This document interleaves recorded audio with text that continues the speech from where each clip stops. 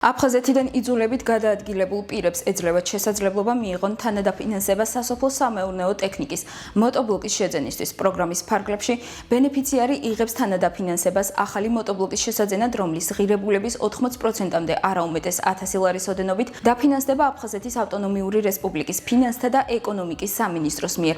პროგრამის ფარგლებში სამინისტროს თანადაფინანსების მოცულობა ერთ ბენეფიციარზე შემდეგნაირად განისაზღვრება. წვრილ ღერძიანი მოტობლოკის შეძენის შემთხვევაში ფინანსდება ტექნიკის ღირებულების 80%-მდე მაქსიმუმ 800 ლარი. სხვილ ღერძიანი მოტობლოკის შემთხვევაში კი ტექნიკის ღირებულების 80%-მდე მაქსიმუმ 1000 ლარი. პოტენციურ ბენეფიციარს მფლობელობაში უნდა გააჩნდეს საჯარო რეესტრში რეგისტრირებული სასოფლო-სამეურნეო მიწის ნაკვეთი ერთიანად ან ჯამურად 0.2 ჰექტრიდან ერთიანად 3 ჰექტრამდე.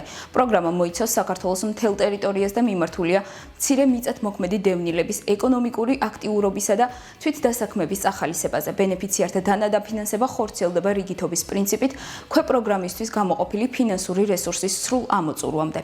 თუ რა დოკუმენტებია საჭირო პროგრამაში ჩასართავად, ამის შესახებ დეტალური ინფორმაცია შეგიძლიათ იხილოთ აფხაზეთის ავტონომიური რესპუბლიკის მთავრობის ერთიან ელექტრონულ პორტალზე portal.abkhazia.gov.g. ამავე პორტალზე შეძლებთ განაცხადის ფორმის შევსებას.